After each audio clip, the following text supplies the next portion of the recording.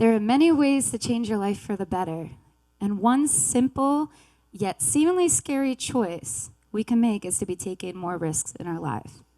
The problem with this path to positive change is that most of us fear taking those risks. Today, I brought along Ms. Sharon Kaplun. She's a Rochester, New York singer-songwriter, and also author, podcast, producer, and host, Justin Rambo, to talk with us regarding risk and the power of risk and why it's worth taking. This is Afternoon Cocktail, episode 34. Thank you for tuning in.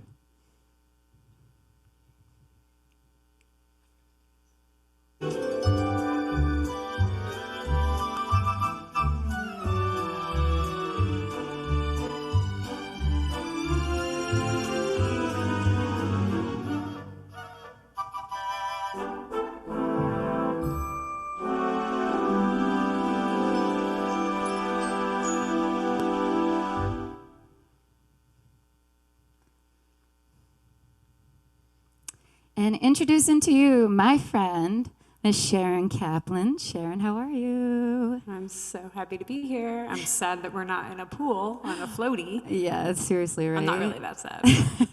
Definitely sad we're not on a pool and a floaty also, but I'm happy to be here with you. And Sharon is actually our first in-studio guest, so kudos to you. Hopefully we don't screw this one up. But Sharon, what are you going to play for us today? Thank you so much for having me. Of course. I'm going to start out with one song, contrasting to the beautiful title that we just heard. This song is called Running Out of Time.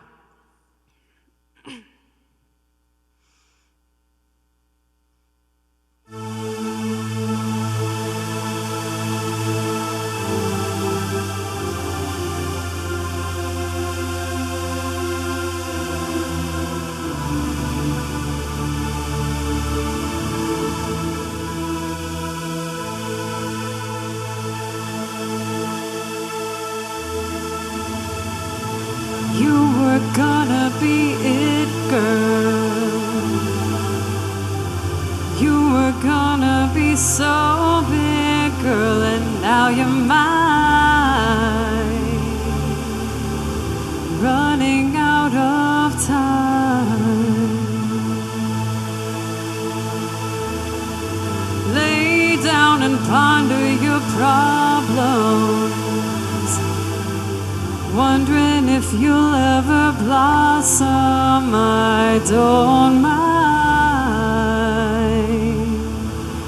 running out of time.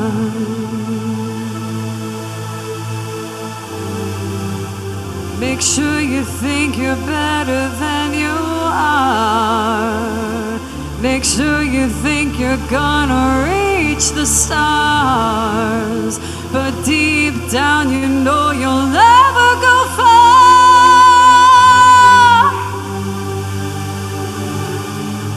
And now I've rewrote your story. Turn the page. Locking your soul up in a cage. I don't mind running out of time.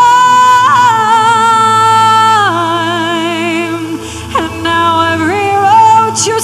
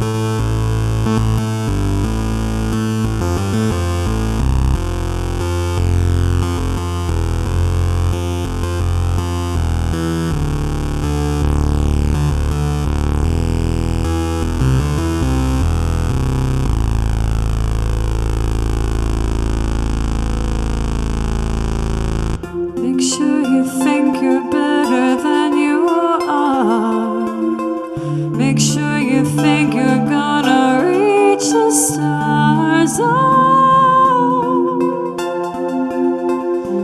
you're out of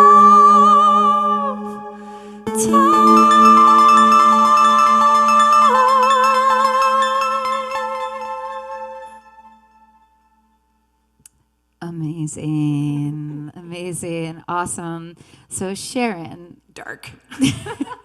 I think it's so cool. I couldn't. It's funny just to hear. I could only imagine what the song sounds like with a band. So you play with a band locally called Stavo, and this is your original creations, correct? Yeah. This is going to be part of our new concept album. So, Can you tell us a little bit more about Stavo and where the name derived from? so Stavo is a group that I joined a year and a half ago, I want to say.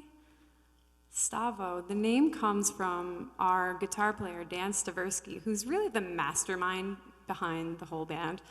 And it's just a nickname from college, and it's stuck, and it's just awesome. It looks great visually, like the letters and all that. So that's the name of our group.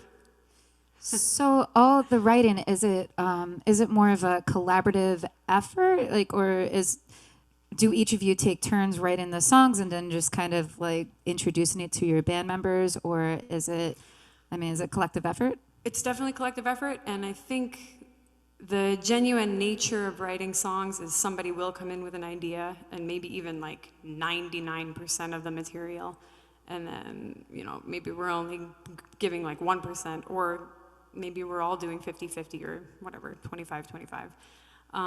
So it really all depends, but yeah, it's really organic. It's been very genuine, and I would say very, very collective. Sure. Nobody's writing John's drum line, in other words. Sure. That makes sense. That's kind of how we do it in my band too. Yeah. Like, we trust that each other has awesome expertise in whatever their instrument is. So you guys are actually currently working on a brand new album, correct? Yes. Can you tell us about it? Yeah.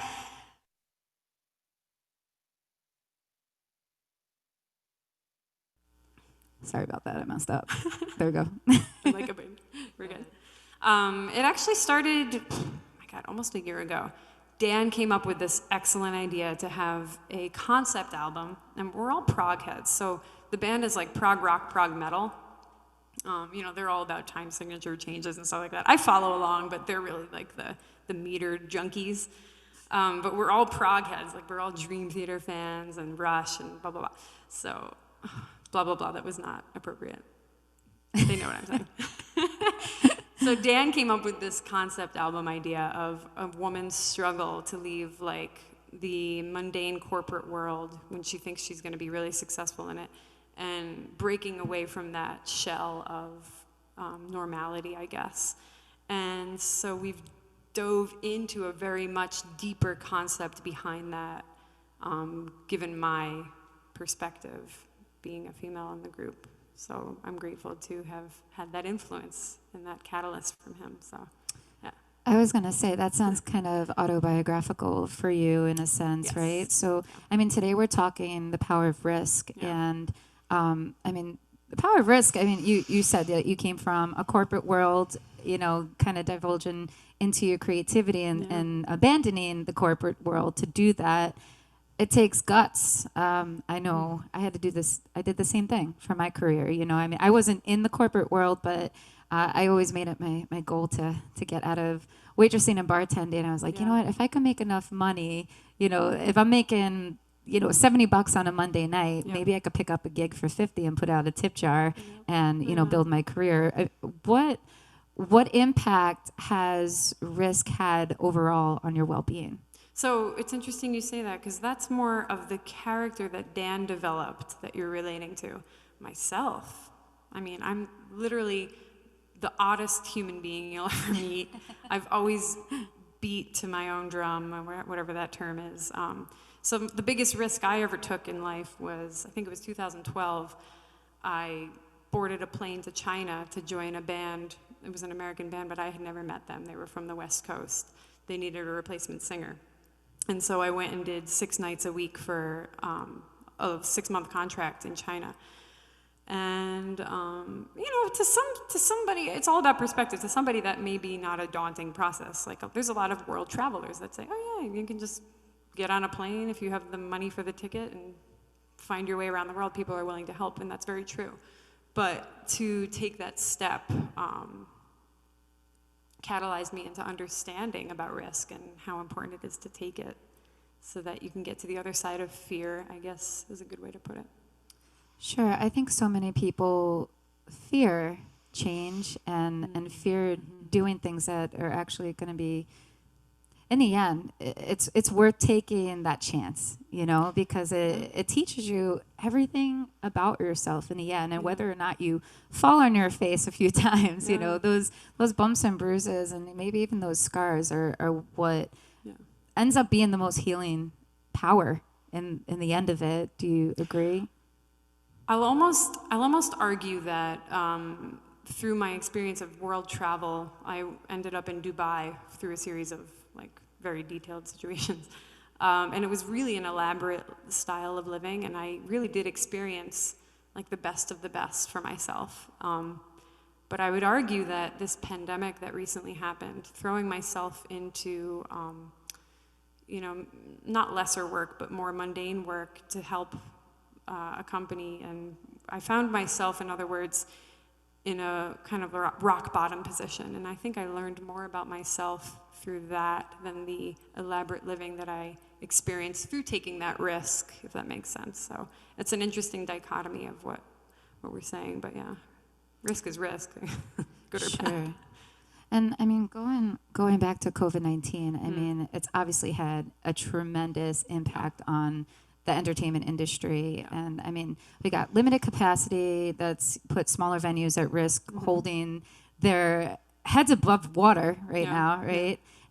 Between safety concerns posed by larger bands, bands are just getting back into it. But again, that half capacity, it's bringing in larger crowds is, those days are gone temporarily, hopefully, but it's ruled out some larger shows for sure. I mean, how are you guys coping with all of this at this time? Are you guys just getting back into performing out again, or do you have any shows lined up? I find that process to have been so disheartening. I've lost my my good vibes for playing out live right now. So this has actually been really cathartic. But so the whole process, this pandemic happening, the key to surviving and thriving is adapting. So the way we've adapted is we've thrown ourselves, as most musicians I think have, into the writing process, get to the chalkboard. Yeah. That's where we're at. How do you keep creative during a time like this? I actually found that I'm pretty religious about my daughter, who's upstairs right now, stomping around. I don't know if we can hear the children. They are having a great time. Okay, well, don't you guys worry. They're being watched. Future monsters. But we're really religious about getting her to nap. So I've found, just through coincidence, the past 3 months, laying down with her to nap. I don't take that whole nap process, but I do actually lay down with her, and I found myself forced into a meditative situation, which has been so utterly important and therapeutic for me, because I'm a very extroverted, ADD, in-your-face, crazy. Most people who know me would call me hyper, I guess is a good word. Yes. So this forced meditation process through just giving Mariana naps, I wouldn't say forced, but coincidental, has been mind-blowingly life-altering. Does that answer the question? I don't even know. Maybe I think it does. And also considering, I know you're a mom, obviously. We're both momming it together right now. But, would you say, now all of a sudden, we're granted all this time with our children, what has been the most beautiful thing to, we were actually talking about this before. I feel like that's the most beautiful thing to come out of this, because initially when this pandemic hit, I felt, exactly the same way. I started getting depressed, and I'm I wrote a few songs, but I'm not like creatively thriving, even though I have this time to be creative that I didn't have before. I just, I felt myself shutting down. But I mean, honestly, like this show it's done everything for me. Like it's helped me out in that sense.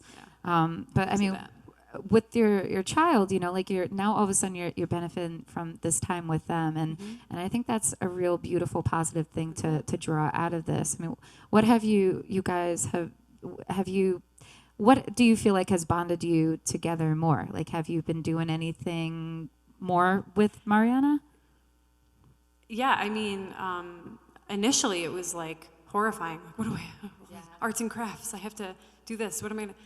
And then I realized that naturally, being moms, we're perfectionists, so we do go above and beyond. And I've seen her thrive as a result of being able to be with me more. And that's just, I mean, decades down the road, what are we going to remember? That we slaved away at, wedding gigs or gigging in general? Or are we going to remember that we had 3 solid months with our actual offspring? That we why did we bring them into the world in the first place? So, sure. And you know what? They're only going to be small for so much longer. I think about that. Like, both our children are around the same age, and in another year and a half or so, they're going to be in school full time. And it's like, these are moments in time that you just can't buy back, So I've been really trying to nurture that and keep that in mind and take it in a little bit more.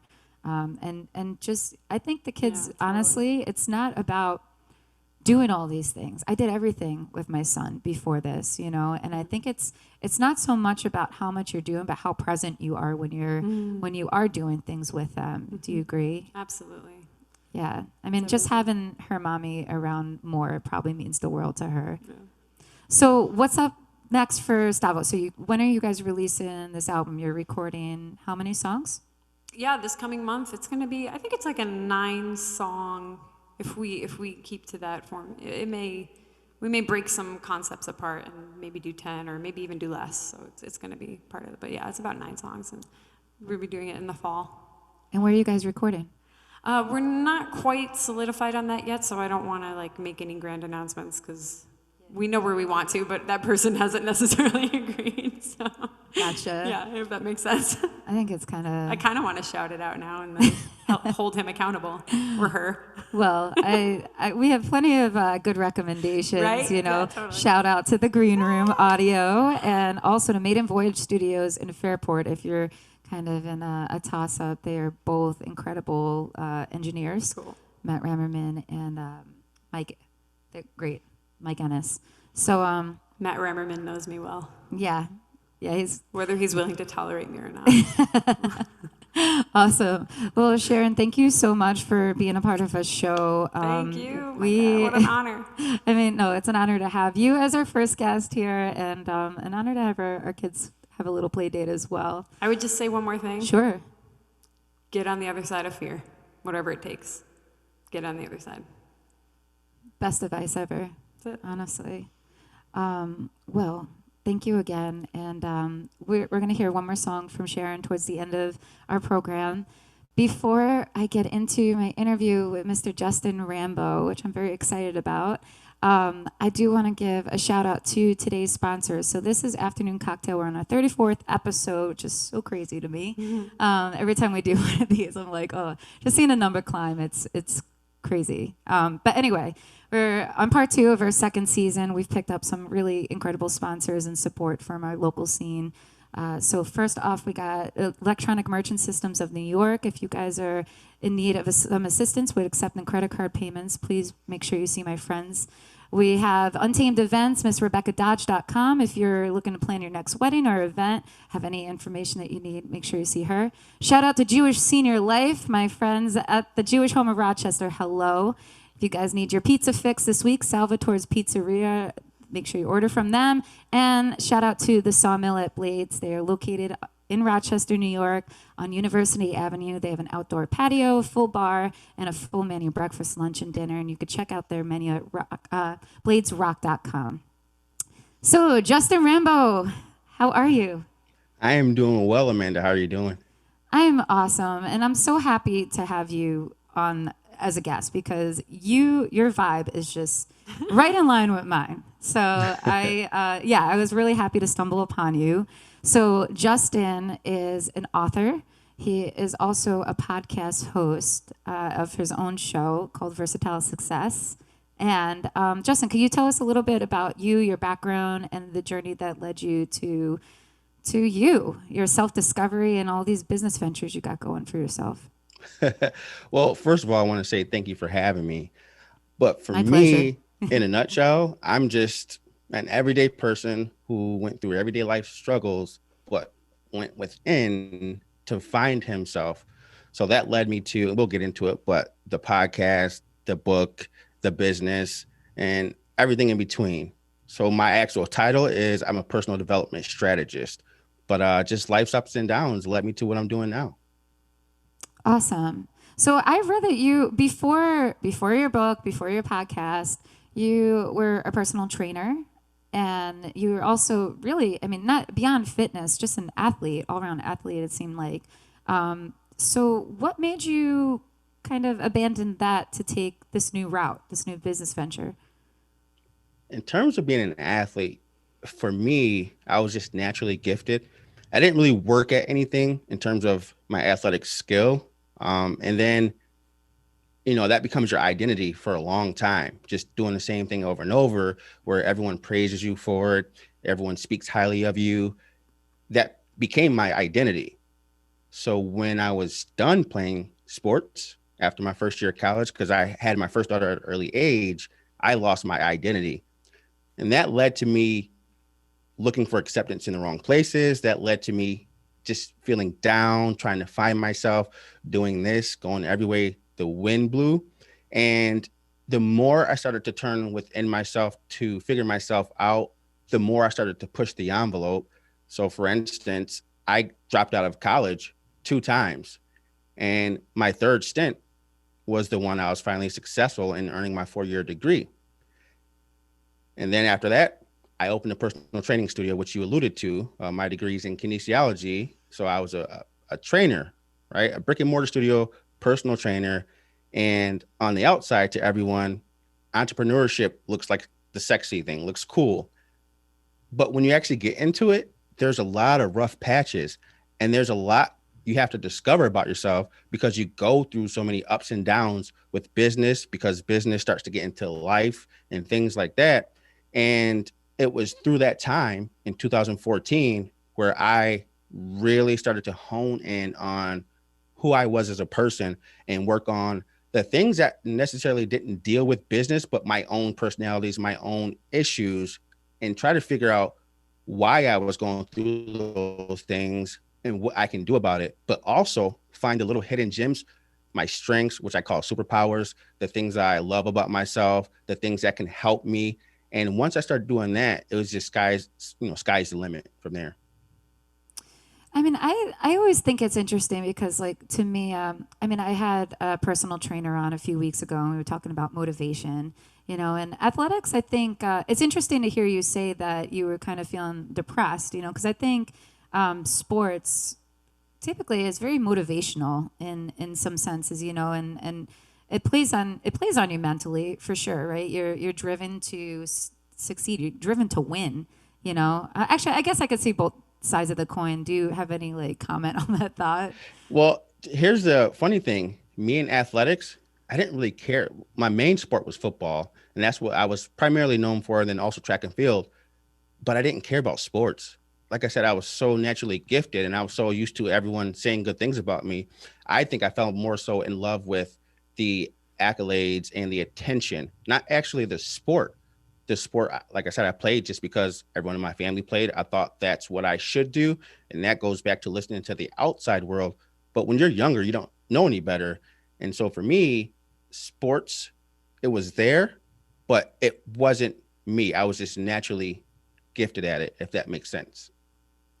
It does make sense. And do you feel like competitively, do you see yourself as your own biggest competitor as opposed to a team or anything else in life? Yeah, I would say for me, there's times I have a competitive nature with others, But in terms of me, myself, and having that competition, it's weird. In my mind, literally, when I tell you sky's the limit for me, I know that if I keep doing something consistently, and as long as it comes from a place of passion, as long as it's deeply rooted into my being, which sports wasn't, but what I'm doing now is, then I can just keep going. So in terms of outside competition, in terms of internal competition, that for me is actually not there. I just know since it's a place of passion, it's a deeply rooted place. So now I'm building a foundation and it won't blow over when the wind blows over. So I just keep going. Good for you. That's awesome. And it's interesting, like you mentioned titles too, like in life, like I think that's something that we all struggle with at some point, down the line. Like I think, and people look at you, or like I always kind of felt like, okay, like I'm a mom, right? But I'm not only a mother, I'm a musician, I'm a girl, like I'm a partner, I'm a daughter, like it is, there's all these labels that we're giving, right? For that encompass our abilities, our art, sometimes if you let that consume you, it is depressing, because you're like, why do I have to be just this or just that, like I'm a little bit of all these things, and in the end, that's what makes me who I am. I'm Amanda, you're Justin, Sharon, right? Like, Yeah. it's something like I think I've been able to embrace more recently, and the older I get, the more comfortable I feel in my own skin, and you just know yourself a little bit better, Can I jump in on that really quick? Please, I yeah. think the reason why, for many of us, we struggle with what people say we are is because, at least for me, in my case, I can only speak from my experience. Since I didn't actually know who Justin Rambo was, I knew what my family thought I was, what my friends, what society thought I was. And for me, it was confusing. It's like getting a bunch of information at once and you feel lost because there's so much to sift through. But like I said, once I really honed in and found myself, now I have my own definition of who I am.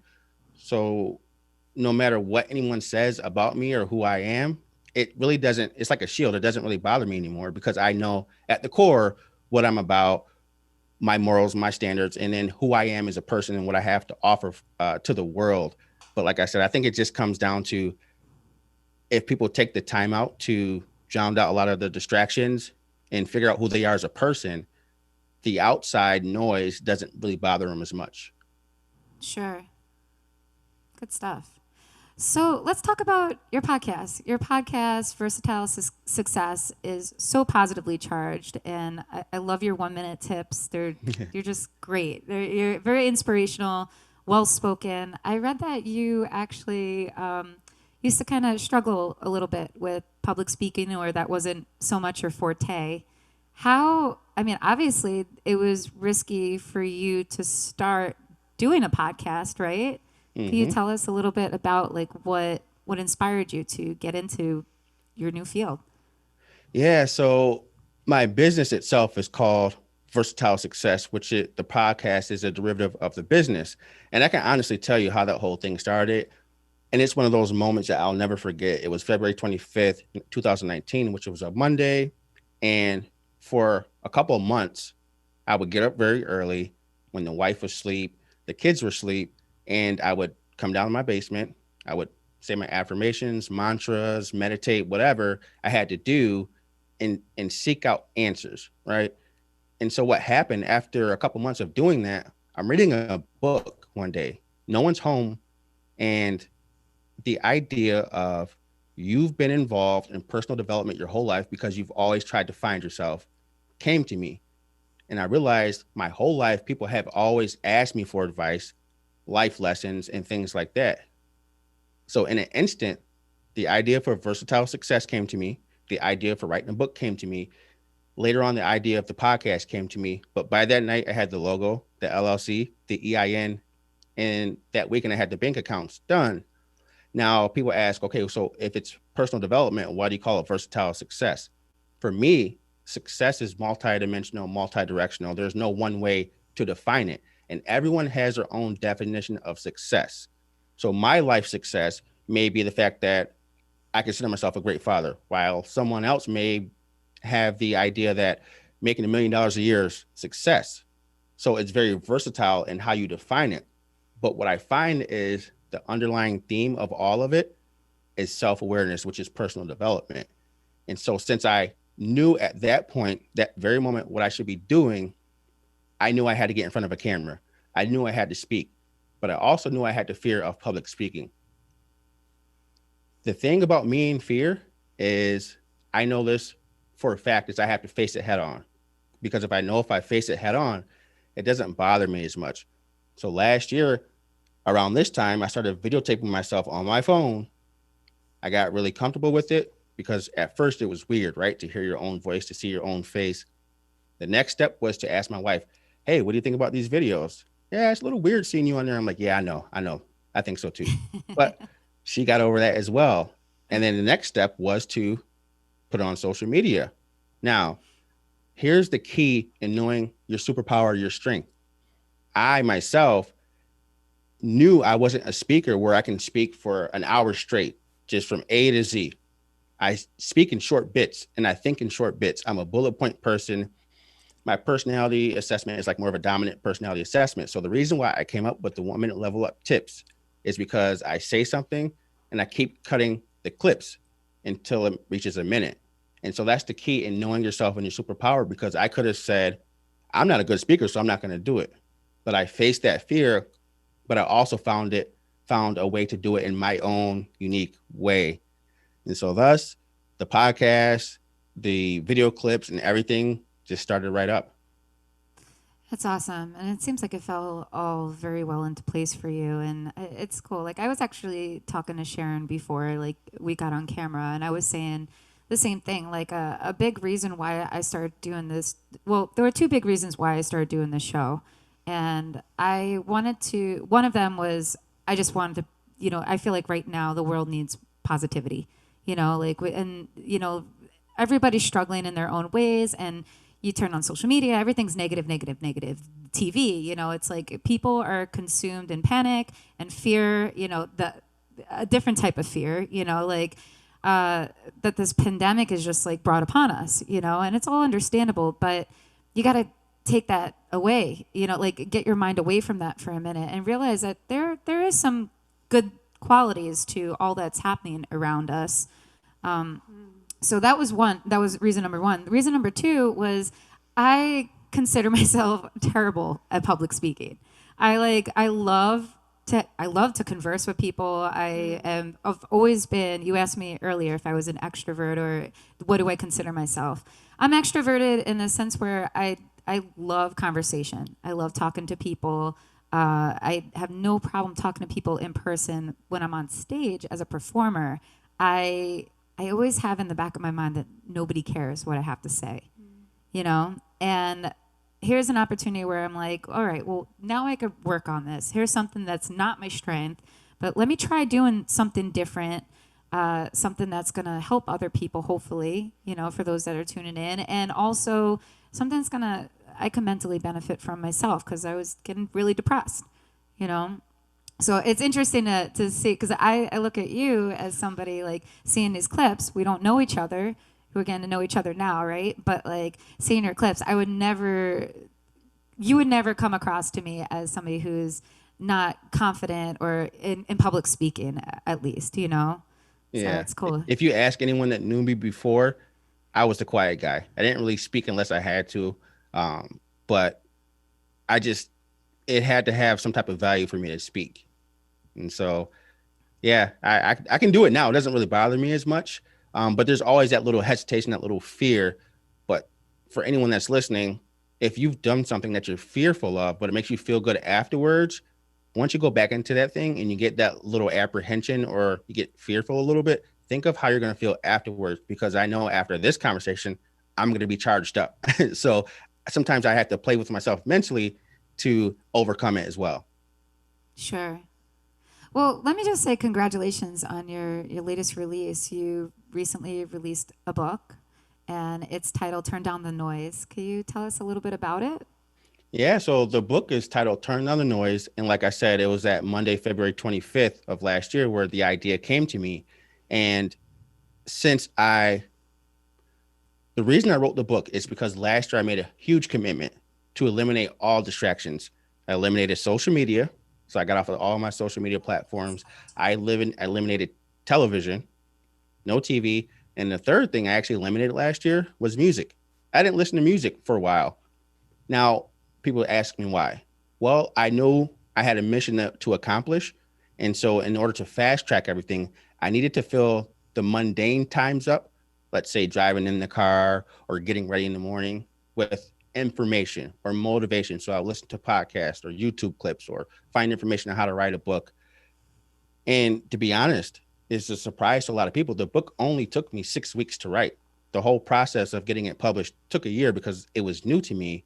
But since I had no distractions and I knew exactly what I wanted to do because it came from a deep rooted place from within, it took me 6 weeks to write. And so part of the book is about how to eliminate distractions, how to go forward, and with eliminating distractions, find yourself. It helps you with a sense of purpose, a sense of mission, and you start to understand yourself better. And you use those things to produce whatever you want to produce in life. So that's what the book is about. And the cool part is that after each chapter, you have worksheets. And at the end of 8 chapters, it's a culminated 30-day plan for you to take action on something in your life to get some motivation going. Awesome. So, I mean, I'm assuming this is one book out of many yet to come. Do you anticipate writing another? Yeah, I do. And at first, that wasn't the plan. This was more so of a platform book and just for me to get my thoughts out. But the more I realize people are coming to me for advice and they have questions, I do plan on writing other books because I think it's important and it helps me brain dump. It helps me get my thoughts out there. And it's actually a pretty cool process. You make so many connections, you open so many opportunities, and that's part of facing the fear. I was scared to actually put the book out, just like you. I thought, who's going to listen to me if I spell something wrong or if it doesn't sound right? Like I'm that fear of not feeling enough or being scared of what people are going to say. I had to face that. And lo and behold, other opportunities open. So once you get to one level, new doors open. You go through that fear, new doors open. You go through that fear, new doors open. And that in itself is the reward for the risks. Absolutely. So you had mentioned that you turned off social media, and I find, I mean, social media is definitely the loudest noise in most of our lives, right? But I feel like I can't get away from that. Like as an entrepreneur, like you need social media as it's a driving force of getting the word out fast and making your points effective, right?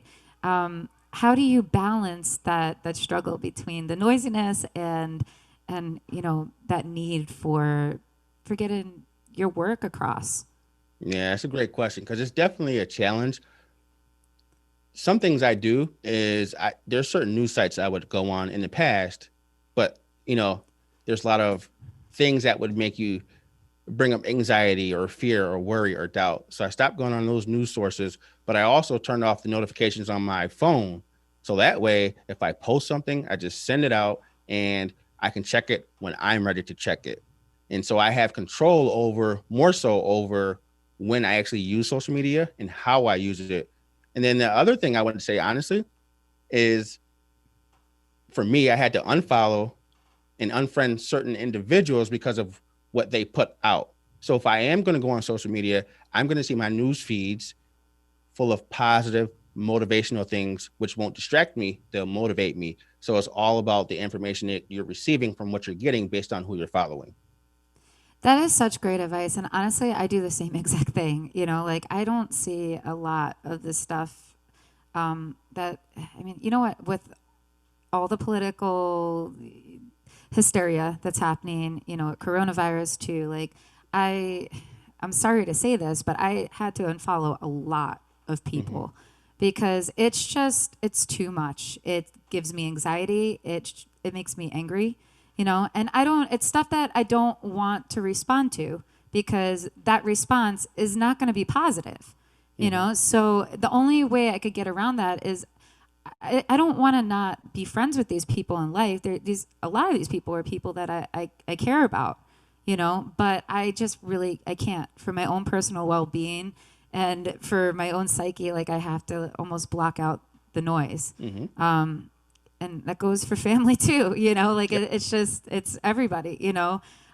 Everybody is really charged right now. And, you know, there's a lot going on in the world that is charging people negatively. And, you know, I think I mean, you're saying it and I'm saying it, you know, everybody's got to do what's right for themselves, but I don't think it's a bad thing. I don't think you have to go defriend your list of people and the people that you want to be connected with. But at the same time, if it's better for your own mental health, you know, like maybe to take a step back from it and just kind of block out what is noise to your ears. You can also unfollow them too. So yeah, that way well, you that's what I still do. friends. Yeah, I've unfollowed a lot of stuff over the past 6 months for sure. So Justin, last question. I mean, today's theme is obviously the power of risk, and we've talked a lot about this already, but I mean, what risks do you feel like you've encountered over the course of your entrepreneurial journey? Which ones are the standouts to you, and how have those risks really shaped your overall perspective? I would say honestly, the number one risk is finances because Yeah. you know when you're going to be an entrepreneur, unless you have someone that has deep pockets or I don't know, maybe your trust fund baby as they call it, it's going to be difficult. And that taught me a lesson of how to actually monitor like the P&L or financials of a business.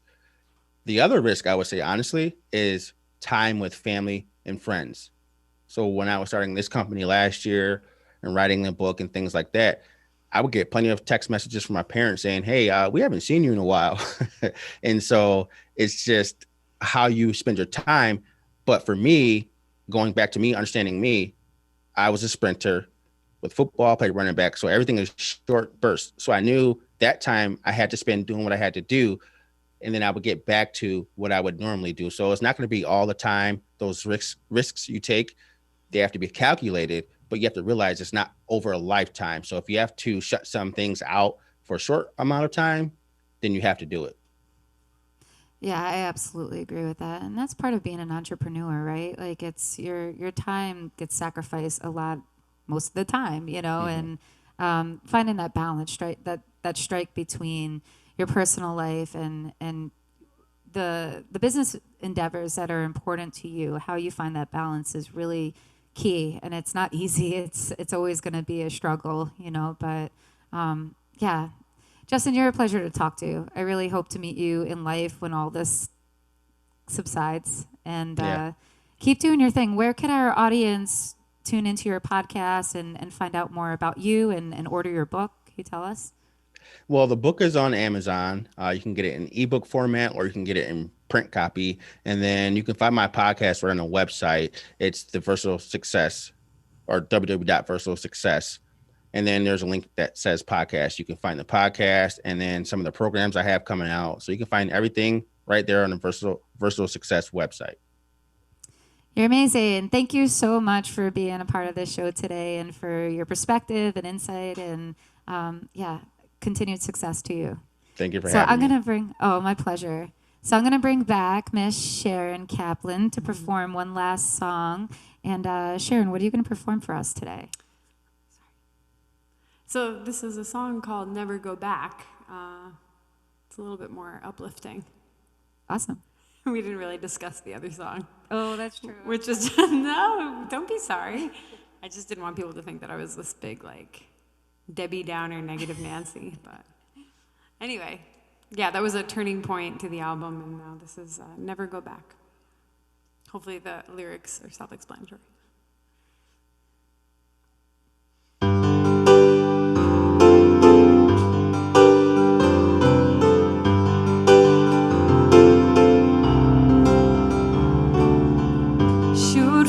Stars is what they always say. As if I had a plan for anything. I'll take it day by day, but I'll never go back from where I came. Searching for the right path to guide me on the way. Broken trails and massive delays have led me astray, but I'll never go back from where I came.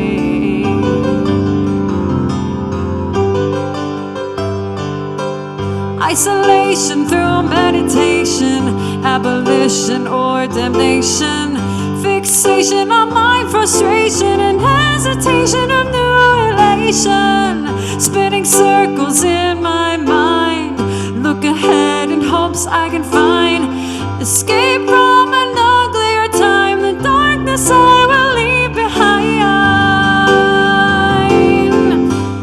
And finally I'm face to face with destiny, what a sight to see, and I'll never go back from where I came. Embrace, release all the pain that you're feeling, won't define me, 'cause I'll never go back from where I came.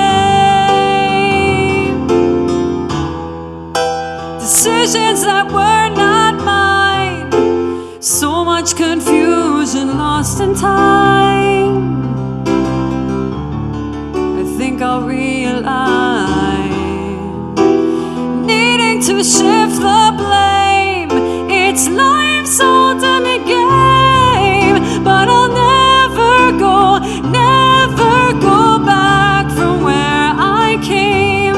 And finally I'm face to face with destiny, oh what a sight to see, and I'll never go back from where I came. Embrace, release all the pain that you're feeling, won't define me, 'cause I'll never go back from where I came. Awesome. Sharon, where can our audience be directed to your music? Thank you so much again. StavoMusic.com. We're on Facebook, Stavo, Spotify, you name it. STAVO. We're not hard to find. And thank you so much for being a guest. You are a fresh breath of air, and I think this first studio guest thing went okay. So thank you for being our guinea pig. Thank you so much. You're welcome. So, and a big thank you again to Justin Rambo and for bringing his expertise and insight to us as well. Huge thank you to Boya Productions for pulling all this together, always for us. And a thank you again to our sponsors, Electronic Merchant Systems, Untamed Events, Jewish Home of Rochester, Compeer Rochester, Salvatore's, and the Sawmill at Blades. So today we talked the power of risk. This week, when I brought up this topic, a friend asked me, so what's your next topic going to be for your show? And I said, risk. And he said, oh, well, now be careful, because risk means vulnerability. And I thought about it, and I didn't really have a proper response at the time, but to me, that's exactly it. If we constantly are succumbing to our vulnerabilities, then what room do we leave ourselves to grow? Change, failure, challenges, they're all a part of our natural life cycle. And if COVID-19 has taught us anything, it's not always within our control. We mustn't look at fear as our enemy, but look at it as more as a driving force to overcome what's necessary in order for us to evolve and to improve our overall quality of life. There's always going to be something that we'll foresee as being a barrier between us and the vision that we have for ourselves. However, if there's a will, there's always a way. You'll only set yourself up for failure and regret by not taking a chance and by not allowing yourself the experience of at least trying your hand at the things you've always wanted to do. There's never a right time, and unless you are financially blessed, you'll never have enough money. But don't allow the wondering and the what ifs to haunt your future. It's not worth it, because the time is now. The opportunity is there. Stay strong, keep motivated, keep determined, keep persistent, and go get them. Thank you guys for tuning in. I hope you enjoyed today's show, and we will be back here this Wednesday with episode 35 of Afternoon Cocktail. Y'all have a good old day. See ya. No.